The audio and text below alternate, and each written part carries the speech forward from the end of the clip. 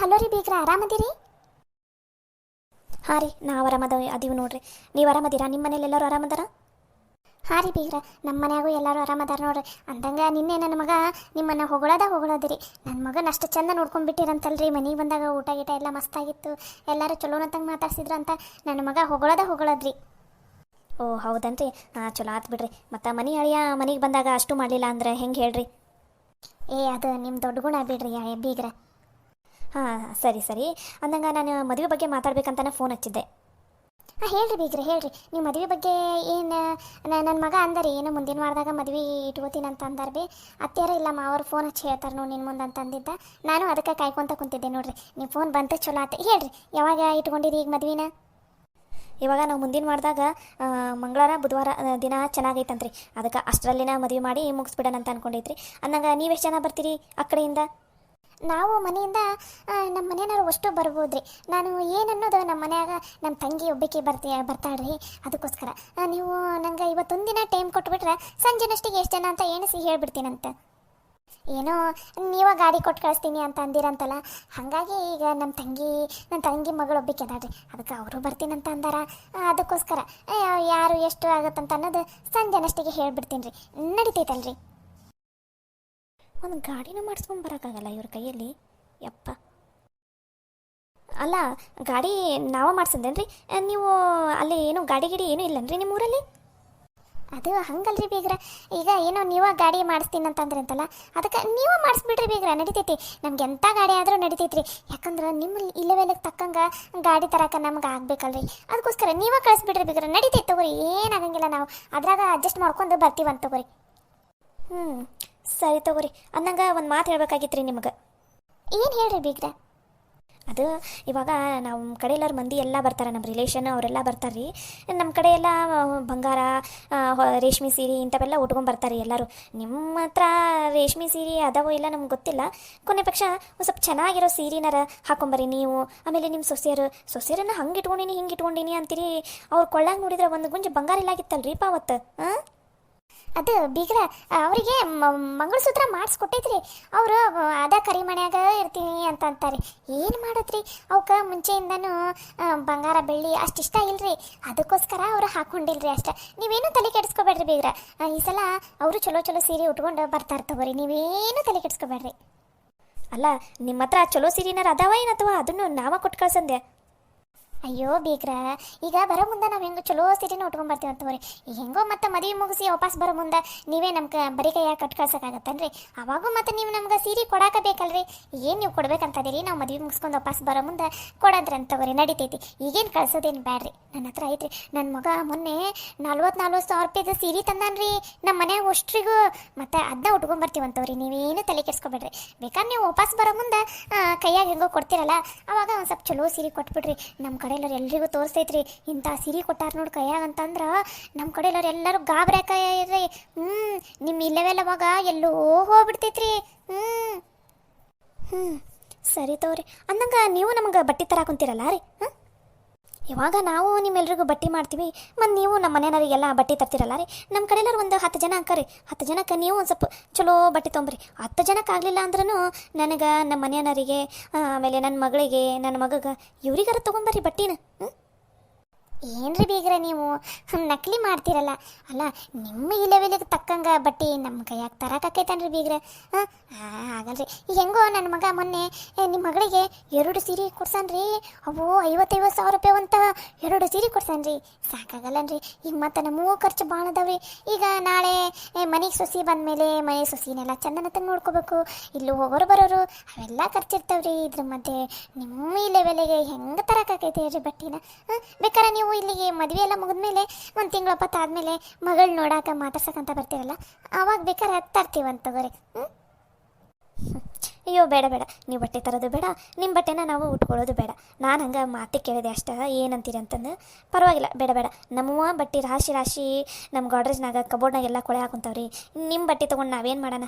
ಬೇಡ್ರಿ. ನೀವೆಲ್ಲರೂ ಚಂದನತ್ತಂಗ ರೇಷ್ಮೆ ಸೀರೆ ಇಲ್ಲ ಚಲೋ ಸೀರೆ ಉಟ್ಕೊಂಡು ಒಂದು ಸ್ವಲ್ಪ ಕೊಳ್ಳಾಗ ಬಂಗಾರ ಗಿಂಗಾರ ಹಾಕೊಂಡು ಬರ್ರಿ.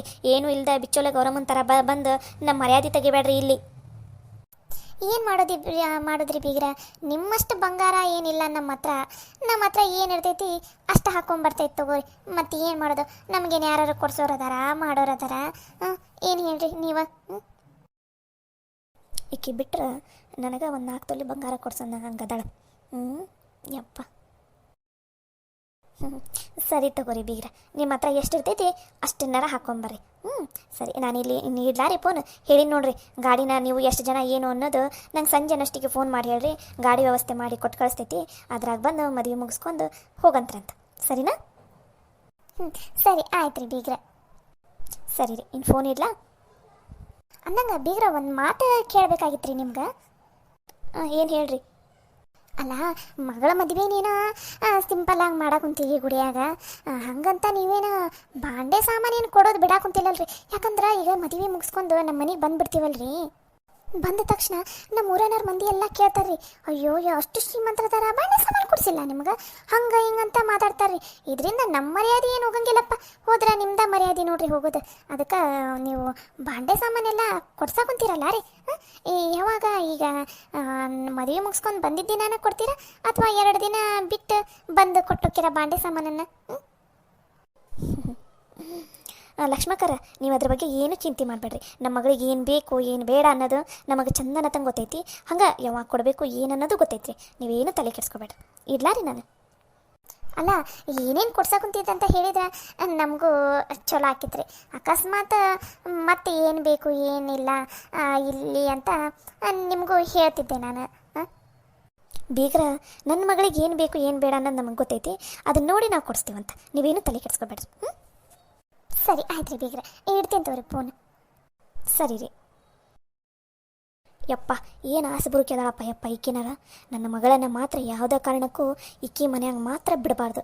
ಯಪ್ಪ, ಒಂದು 5 ನಿಮಿಷಕ್ಕೆ ನನಗೆ ತಲೆ ಗಿರ್ರಂದು ಹೋತು. ಇನ್ನು ನನ್ನ ಮಗಳನ್ನ ಏನಾರ ಈಕಿ ಮನ್ಯಾಗ ಅದು ಈಕಿ ಹತ್ರ ಬಿಟ್ಬಿಟ್ರಂತೂ ಮುಗಿದು ಹೋತು ಕತಿ.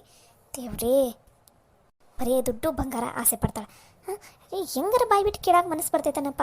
ಏನು ವಿಚಿತ್ರ ಮಂದಿನೋ ಏನು. ಛೇ, ಆ ಹುಡುಗ ಏನೋ ಗೌರ್ಮೆಂಟ್ ನೌಕರಿ ಐತಿ, ಹುಡುಗ ನೋಡಾಕ ಚಂದದನ. ಅದು ಅಲ್ದ ನನ್ನ ಮಗಳಿಗೆ ಲಘುನ ಗಂಡ ಬೇರೆ ಹತ್ತಲಿಲ್ಲ ಅಂತ ನಾವು ಬಡ ಅವಸರ ಮಾಡಿ ಇವ್ರಿಗೆ ಕೊಟ್ವಿ.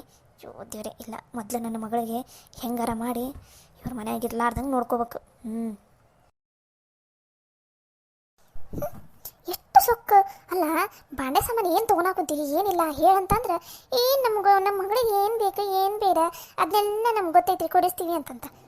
ಅಲ್ಲ, ನಮ್ಮ ಮನ್ಯಾಗ AC ಇಲ್ಲ, ದೊಡ್ಡದು ಫ್ರಿಡ್ಜ್ ಇಲ್ಲ, ಅದೇನೋ ಅಂತಾರಪ್ಪ ಯಪ್ಪ, ಯಾವ್ದು ಕೂಲರನ ಏನ ಅದೇ ಇಲ್ಲ, ಅದನ್ನೆಲ್ಲ ಹೇಳ್ತಿದ್ದಿಲ್ಲ ನಮ್ಮ ಮನೆ. ಅದು ಅಲ್ಲದೆ ಚಲೋ ಸೋಫಾ ಇಲ್ಲ, ಇಂಥವೆಲ್ಲ ಕೊಡಿಸ್ರಿ ನಮ್ಮ ಮನೆಗೂ, ಅವೆಲ್ಲ ಬಳಕೆ ಹಾಕವು, ನಿಮ್ಮ ಮಗಳು ಈ ಮನೆಗೆ ಬಂದಮೇಲೆ ಆರಾಮಾಗಿರ್ತಾಳ ಅಂತ ಹೇಳ್ಬೇಕಂದೆ ಹಾಳಾತು. ಇನ್ನು ನಮ್ಗೆ ಗೊತ್ತೈತಾಳ್ರಿ ಏನೇನು ತರಬೇಕಂತ ಅಂದ್ಲ. ಏನು ತರ್ತಾವೋ ಏನು ನೋಡ್ಬೇಕು. ಪರವಾಗಿಲ್ಲ, ಹಂಗೆ ಮಾಡಿ ಗಾಡಿನ ಆ ಊರ ಕಳ್ಸಂಗೆ ಮಾಡಿದೆ. ಇಲ್ಲ ಅಂದಿದ್ರೆ ಅದಕ್ಕೆ ಒಂದು 10-15 ಸಾವಿರ ರೂಪಾಯಿ ಬಡಿಬೇಕಾಗಿತ್ತು. ಯಪ್ಪ, ಅದು ಒಂದು ಉಳಿತು. ಅಂದಂಗೆ ಬಟ್ಟೆ ಮತ್ತೆ ವಾಪಸ್ ಬರೋ ಮುಂದೆ ಬಟ್ಟೆ ಮಾಡ್ರಿ ಅಂತಂದೆ. ಹೆಂಗೋ ಅವರು ರೇಷ್ಮೆ ಸೀರೆನ ಕೊಡ್ತಾರ, ಚಲೋ ಸೀರೆನ ಕೊಡ್ತಾರೆ. ಹೆಂಗೋ ಅಲ್ಲಂತೂ ಸೀರೆ ಬರ್ತೈತಿ. ಇನ್ನು ಮತ್ತೇನು ಮಾತಾಡ್ಬೇಕಾಗಿತ್ತು ನಾನು? ಅಲ್ಲ, ನನಗೂ ನನ್ನ ಮಗಳಿಗೆ ಏನೋ ಒಂದು 4 ತೊಲಿದ್ರಾಗ ಒಂದು ಸರ ಏನಾರ ಬಂಗಾರದ ಮಾಡಿಸ್ಕೊಟ್ಟಿದ್ದೀರ. ಇವ್ರ ಮನೆಗೆ ಗಂಟೆ ಏನಾರ ಹೊಕ್ಕಿತ್ತನ? ಅದ ರಾಶಿ ಹಣ ರೊಕ್ಕ ಏನದು ಬಂಗಾರ ಎಲ್ಲ ಮನ್ಯಾಗ ಬಿದ್ದೈತಿ. ನನಗೂ ನನ್ನ ಮಗಳಿಗೆ ಏನಾರು ಮಾಡಿಸ್ಕೊಟ್ಟಿದ್ರ ಇವ್ರ ಮನೆಗೆ ಗಂಟೆ ಏನಾರು ಹೊಕ್ಕಿತ್ತನ? ಸಮುದ್ರದಾಗ ಒಂದು ಚಮಚಿ ನೀರು ತೆಗ್ದಂಗೆ ಅಕ್ಕಿತಪ್ಪ ಆಟ. ಎಲ್ಲ ಥರ ಹೇಳಿ ನೋಡಿದೆ, ಆಕೆಗೆ ಏನು ಅರ್ಥ ಆಗಲಿಲ್ಲ. ನೋಡೋಣ, ನನ್ನ ಸೊಸಿ ಬರೋ ಮುಂದೆ ಬಂಗಾರ ತೊಗೊಂಡ್ಬರ್ತಾಳಲ್ಲ, ಆಕೆ ತಲೆ ಹೆಂಗಾರ ಮಾಡಿ ನೈಸ್ ಮಾಡಿ ವಸೂಲಿ ಮಾಡ್ಬೇಕು.